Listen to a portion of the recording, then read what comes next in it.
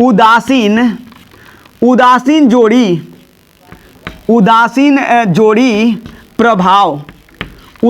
जोड़ी प्रभाव से क्या समझते हैं? याद रखना मुन्ना, यानी जिसको इंग्लिश में बोलते हो इनर्ट पेयर इफेक्ट। अक्रिय जोड़ी प्रभाव, एक वर्ड और डाल देते हैं अक्रिय जोड़ी प्रभाव की बात कहते हैं मुन्ना, प्रभाव। इसको बोलते हो इनर्ट पेयर इफेक्ट।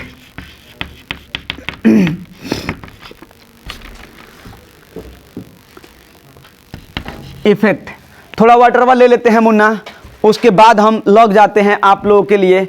छोड़ेंगे नहीं, जान नहीं छोड़ेंगे, समझ गए ना? हम नहीं जानते, हम बस सीधे जानते ना जिएंगे ना जीने देंगे, समझ गए ना? तो ये बात नहीं है कि ना पढ़ेंगे ना पढ़ने देंगे, नहीं पढ़ेंगे और पढ़ाएंगे। अब ना पढ़ तो जानबे कर लो मुन्ना क्या करेंगे हम, अरे समझ रहे हैं क्या करेंगे? चोप छोड़ा लेंगे, समझ में आए ना? भागना मत, पनिया पी लें दो, खाली देखो क्या करते हैं।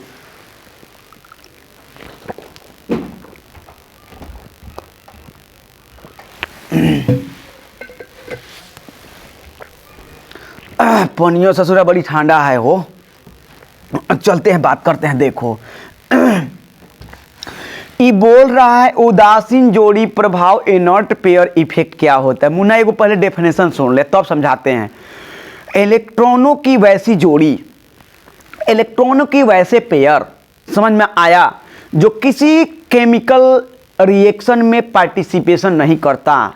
इलेक्ट्रॉनों के वैसे जोड़ी, वैसे जोड़े जो किसी रासायनिक अभिक्रिया में भाग नहीं लेता है, वही कहलाता है। जानते हो क्या कहलाता है? क्या कहलाता है? अक्रिय जोड़ी कहलाता है। इलेक्ट्रॉन का अक्रिय जोड़ी कहलाता है। लेकिन अक्रिय जोड़ी प्रभाव क्या होता है ना?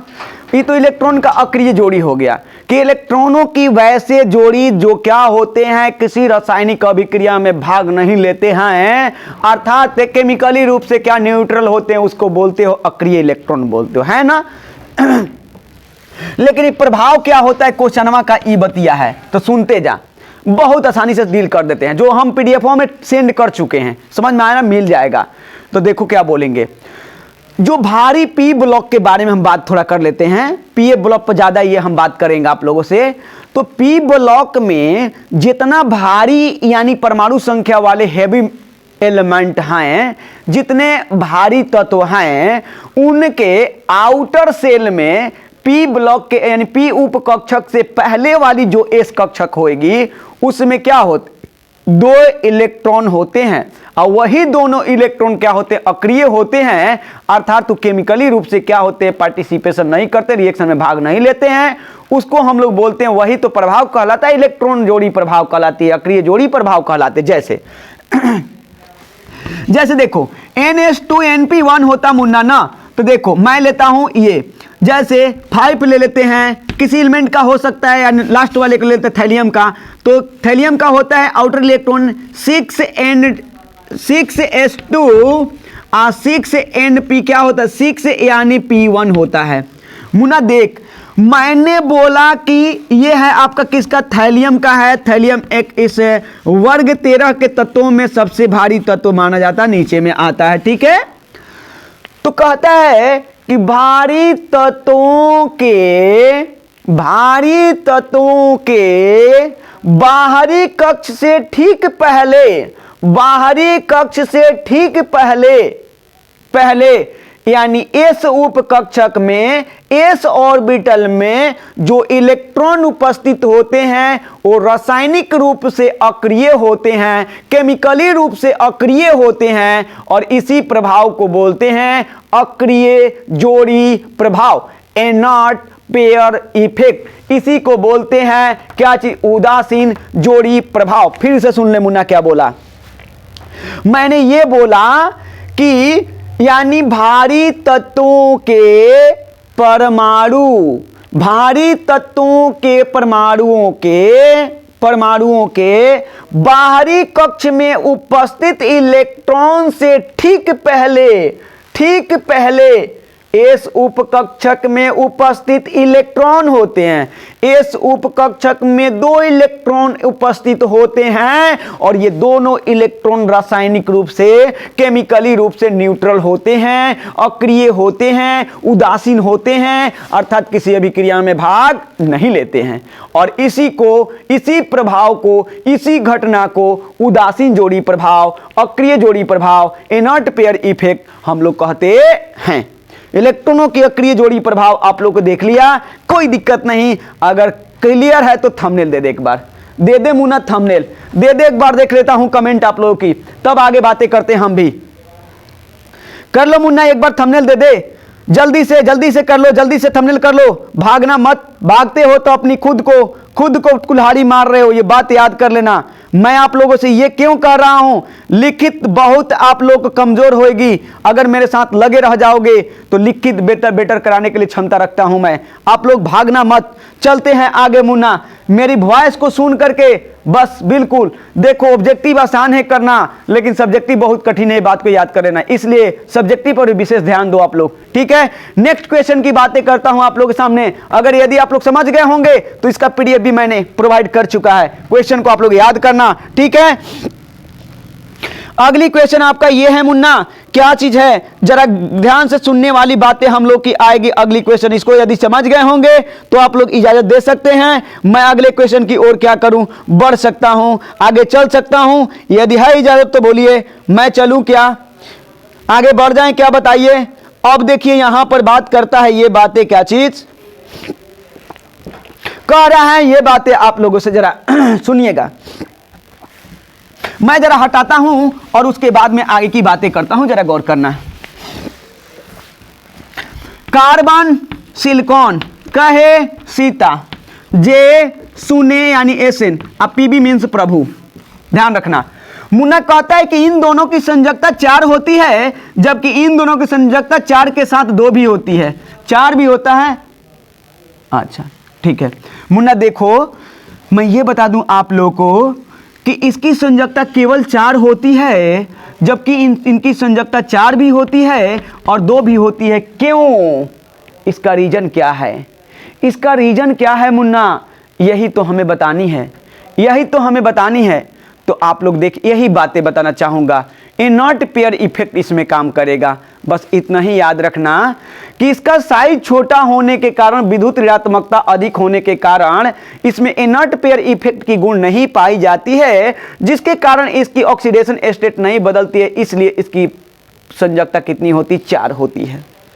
फिर से एक बार सीधा एक ही बात बोलता हूं, क्या चीज, कार्बन और सिलिकॉन के साइजवा जो होता है वो छोटा होता है, जिसके कारण क्या होते हैं, इसमें inert pair effect, that means electron जोड़ी प्रभाव नहीं पाई जाती, उदासीन जोड़ी प्रभाव नहीं पाई जाती, जिसके कारण इसके ऑक्सीडेशन स्टेट परिवर्तनशील नहीं होते हैं। इसलिए इसका +4 ऑक्सीकरण अवस्था स्टेबल होती है, अस्थाई होती है, और 4 ही ऑक्सीकरण अवस्था होती है। लेकिन मुन्ना, इन परमाणुओं की हाइयर यानी परमाणु संख्या होने के कारण इसमें इनर्ट पेयर इफेक्ट की गुण, अक्रिय जोड़ी इलेक्ट्रॉन के अक्रिय जोड़ी प्रभाव का गुण, अर्थात कह सकते उदासीन जोड़ी प्रभाव का गुण पाया जाता है, जिसके कारण इसकी ऑक्सीकरण अवस्था परिवर्तनशील हो जाती है। इसलिए इसकी संयोजकता 4 के साथ साथ 2 भी हो जाता है। ऐसा रीजन क्या होता, तो ये देखो क्या होता है, ये पीबी है मुन्ना ना, तो पीबी है तो आपका वर्ग 4 का, तो 6 ये लिख देता हूं यहां पर, 6 S2 और 6 P2। देखो ये वाला न्यूट्रली हो जाएगा। मैं बोला ना कि आउटर इलेक्ट्रॉन से ठीक पहले वाले एस ब्लॉक के दोनों इलेक्ट्रॉन न्यूट्रल हो जाते हैं, दैट मीन्स कि ये बच जाता है, जिसके कारण क्या होती, ये ऑक्सीकरण अवस्था दूसरा शो करने लगता है। बात समझ में आई कि नहीं आई? अगली नेक्स्ट क्वेश्चन की ओर। अच्छा देखिएगा मुन्ना, अरे कुछ नहीं है बबुआ, अरे जानते हो क्या हुआ, मैं सीधा बोल देता हूं।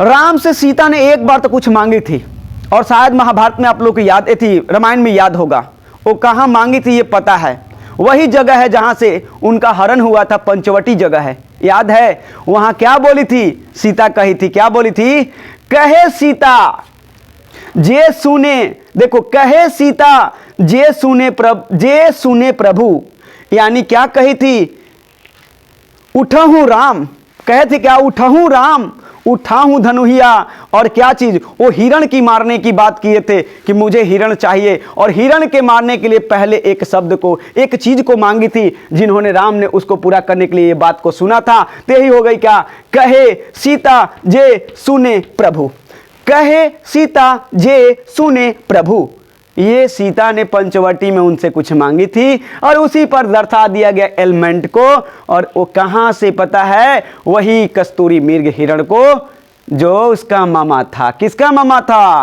रावण का। चलो आगे चलते हैं, बातें करते। ये बात समझ में आई होगी कि नहीं, मैंने यही बोला ना आपसे कि सिलिकॉन और कार्बन की साइजवा जो होता मुन्ना, क्या होता, छोटा होने के कारण अक्रिय जोड़ी प्रभाव नहीं पाया जाता है, जिसके कारण क्या होता है, जिसके कारण क्या होता है, इसकी ऑक्सीडेशन स्टेट +4 होता है, जबकि यानी संयोजकता 4 होता है, जबकि इन भारी तत्वों के अक्रिय जोड़ी प्रभाव के कारण इसकी ऑक्सीडेशन स्टेट परिवर्तनशील होती है, ऑक्सीकरण अवस्था बदल जाती है, और अक्रिय जोड़ी प्रभाव के कारण 4 के साथ साथ इसकी ऑक्सीकरण अवस्था क्या होती, 2 भी हो जाती है। अगली क्वेश्चन के लिए देखिए, वेट कीजिए, चलिए अगली क्वेश्चन की बात करता हूं मुन्ना। अगली क्वेश्चन आपके यही जहन में आनी चाहिए, वही चीजें आ गई सेम टू सेम मुन्ना, वही क्वेश्चन आ गई। बात अगर कहें तो आपकी एक दूसरे तरीके से भी डील कर देता हूं। क्या है, कहता है कि फ्लोरीन की ऑक्सीडेशन स्टेट, फ्लोरीन की ऑक्सीडेशन स्टेट ऑलवेज 1 होता है। फ्लोरीन की ऑक्सीकरण अवस्था यदि सिर्फ 1 होता है, यानी एगो होता है, 1 में कौन होता है, -1 होता है, ठीक है, जबकि अन्य की ऑक्सीकरण अवस्थाएं 1 से अधिक होती है। क्यों, फ्लोरीन की ऑक्सीकरण अवस्था जो होती है मुन्ना, कर केवल 1 होता है, एगो केवल संख्या वो -1 नंबर देता है, जबकि अदरवाइज इनके फैमिली का वही आ गई, कौन था, ये fluorine, chlorine, bromine, iodine and एस्टेटिन। एस्टेटिन को छोड़ दिया जाए तो कोई दिक्कत नहीं है, मेरे को यहां से मतलब है, ठीक है। इन सभी की ऑक्सीडेशन स्टेट परिवर्तनशील क्यों होती है, यही तो क्वेश्चन करे थे। एक बात और कारण देता हूं, देखो मुन्ना, इसका साइज छोटा होने के कारण, फ्लोरीन के साइज छोटा और प्रबल विद्युत ऋणात्मक होने के कारण इसमें रिक्त डी ऑर्बिटल नहीं पाया जाता है। याद रख लेना, मैंने क्या बोला मुन्ना, गौर करना।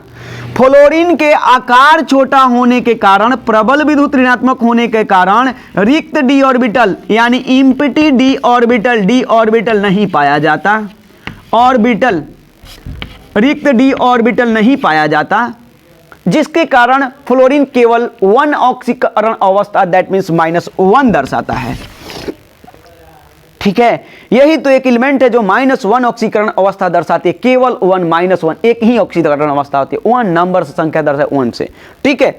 लेकिन अन्य सभी के साइज क्या होते हैं, साइजवा जो होता है बड़ा हो जाता है, और बड़ा होने के कारण इसमें रिक्त डी ऑर्बिटल उपस्थित हो जाता है, और रिक्त डी ऑर्बिटल उपस्थित होने के कारण मुन्ना क्या होता है, इनके ऑक्सीडेशन स्टेट परिवर्तनशील, वैरी करने लगते हैं, बदलने लगते हैं, 1 से अधिक हो जाते हैं। बात मेरा समझ में आ गया कि नहीं, यदि आ गया तो मार दे थंबनेल, एक बार मार दो थंबनेल मुन्ना, जल्दी से कर दे, बात कर, क्या है, याद कर ले फिर से। फ्लोरीन के आकार छोटा एवं प्रबल विद्युत ऋणात्मक होने के कारण रिक्त डी ऑर्बिटल नहीं पाया जाता, जिसके कारण ये केवल संख्या 1 में यानी -1 ऑक्सीकरण अवस्था प्रदर्शित करता है, जबकि अन्य सभी एलिमेंट के पास रिक्त डी ऑर्बिटल यानी साइज बड़ा होने के कारण रिक्त डी ऑर्बिटल पाया जाता है, जिसके कारण क्या होते हैं, इनकी ऑक्सीडेशन स्टेट क्या होती है, परिवर्तनशील होती है, यानी बदलता है मुन्ना। ये बात आप लोग गौर करना। चलिए, ये भी क्वेश्चन यदि आप लोग समझ में आ गई हो तो आगे चलते हैं, जो कि पीडीएफ मैंने सेंड कर दिया है। आप लोगों का फर्स्ट पेज नंबर में यही सब क्वेश्चन मिलेंगे और आप लोग याद करेंगे और मेरे बातों को बार बार सुनेंगे, वीडियो भगा भगा कर देखेंगे, लाभ होता जाएगा, लाभ मिलता जाएगा। चलिए नेक्स्ट क्वेश्चन की ओर बात कर लेते हैं, और नेक्स्ट क्वेश्चन 1 और 2 क्वेश्चन कर लेते हैं 2 मिनट में आप लोगों के लिए, तब उसके बाद मैं आज विदा लूंगा फिर आप लोगों से, और फिर मिलेंगे नेक्स्ट डे आप लोगों के साथ।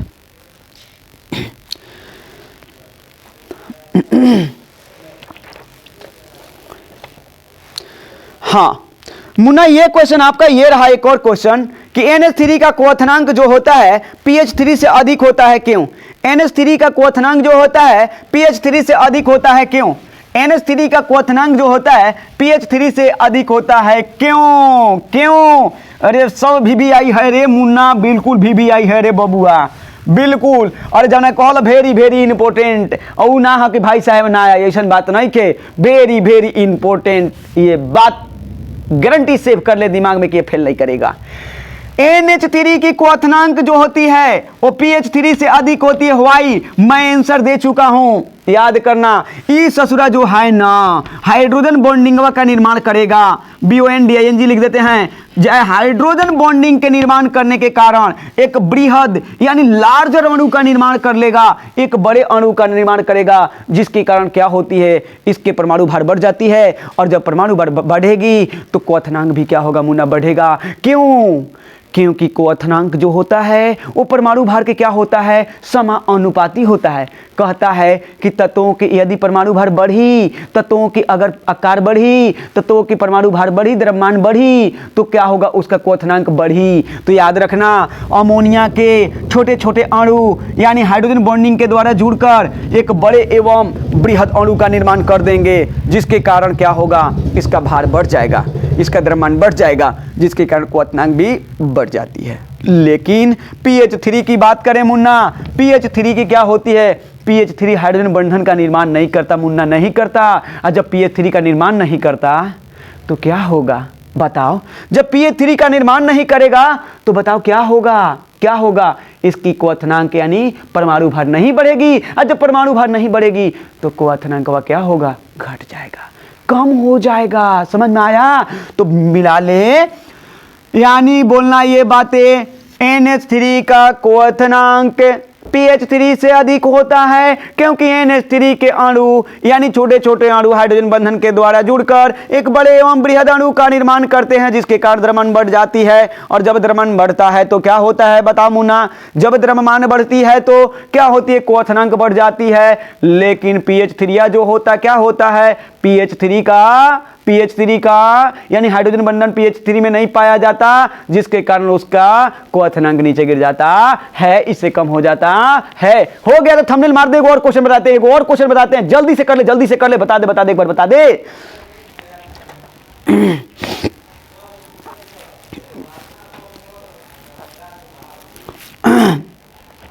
डन है, एक और बताकर छोड़ देते मुन्ना।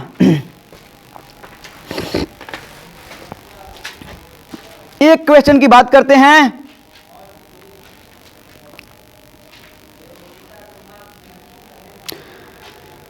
आइटम जो होते हैं आपस में क्या होते हैं, यानी जुड़ते हैं, मतलब कि ज्वाइन होकर बड़े यानी लार्जर आइटम का क्या करेंगे, मॉलिक्यूल का फॉर्मेशन करते हैं, जिसकी क्या होती है, मास इंक्रीज कर जाती है। मास इंक्रीज क्या होती है, करेगी, तो उसकी बॉइलिंग पॉइंट भी क्या करेगी, इंक्रीज करेगी। नेक्स्ट क्वेश्चन की ओर लास्ट में रही बातें, लास्ट क्वेश्चन जरा गौर करना। आ गया, कह रहा है कि pH 3 एक डाइप्रोटिक अम्ल है क्यों? वाई, अरे डाइप्रोटिक अम्ल है क्यों, इसका रीजन पूछ रहा आपसे। यानी P क्या है, H3PO3 डाइप्रोटिक अम्ल है। डाई माने द्विप्रोटॉनिक, प्रोटॉनिक अम्ल है क्यों? अम्ल है क्यों? अम्ल है क्यों मुन्ना, यही आपसे क्वेश्चन कर रहा है, क्यों? उत्तर दो ना। तो देख, ध्यान देना, मैं बता दूं आपसे, बहुत इजी वे में करके बातें कर लेता हूं। ये देखो OH, ये देखो OH, ये देखो H, बोलना ये बातें कि H3PO3 में POH की बंधन की संख्या कितनी है, 2। POH की बंधन की संख्या कितनी है, 2, जिसके कारण ये क्या करेगा, इसको अगर एक स्टेप और तोड़ देते हैं तो और क्लियर हो जाएगी मुन्ना। ये टूटेगा तो इस पर माइनस, इस पर प्लस। तो देखो, जब यहां फिगर में आप दिखाना चाहता हूं, ये जब टूटेगा, बॉन्ड ब्रेक करेगा तो एक वो H प्लस देगा, और जब ये बॉन्ड टूटेगा H के बीच में, ये बॉन्ड क्रैश करेगा तो यहां H प्लस आयन देगा। तो देख कितना H प्लस आयन दिया, 2H प्लस आयन है, इसलिए डाइप्रोटिक अम्ल है। यानी सीधा बोलेंगे H3PO3 द्विप्रोटॉनिक अम्ल है। क्योंकि H3PO3 में POH और POH की बंधनों की संख्या 2 है, जो टूटकर आसानी से 2 प्रोटॉन देते हैं, 2 H+ आयन मुक्त करते हैं। फिर से एक बार, H3PO3 द्विप्रोटॉनिक अम्ल है क्योंकि यानी H3PO3 में POH, फिर से यह साफ दिखाते हैं, POH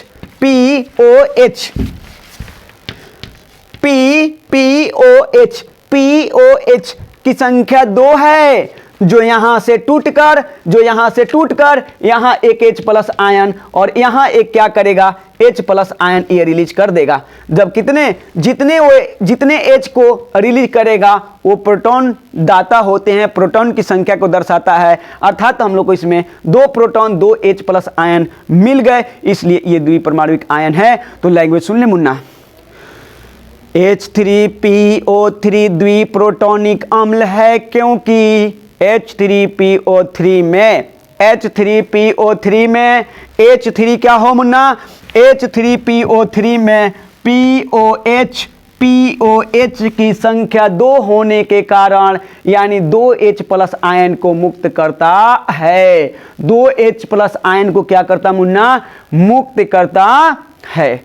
बोलो कोई दिक्कत, बढ़िया से समझ लो मुन्ना, समझ में मेरी बात आ गई होगी। बिल्कुल आप लोगों को फिगर एकदम बिल्कुल साफ दिखा दिया हूं, इसमें अब कोई संदेह नहीं होनी चाहिए। यही आपका जो है क्वेश्चन है आप लोगों का। चलिए तब अब आप लोगों से मैं क्या करता हूं, विदा आज के लिए लेता हूं और आप लोग को नेक्स्ट कल फिर मिलेंगे, यानी शाम 6 बजे। भूलना मत, लॉन्ग और शॉर्ट सभी क्वेश्चन को आप लोग ध्यान से देखो मुन्ना, ताकि आप लोग को आगे के लिए प्रिपरेशन हो सके। तब तक के लिए धन्यवाद। एक बात और ध्यान रखेंगे, PDF मैंने आप लोग को सेंड कर दिया है और उस PDF को आप लोग फोटोस्टेट निकलवाना या लिख लेना या याद कर लेना। सारी क्वेश्चन को मैं डील कर रहा हूं, सुन लेना और सुनकर याद करोगे तो ज़्यादा कारगर साबित होगी। मिलते हैं फिर कल, ठीक है? तब तक के लिए धन्यवाद। जय हिंद।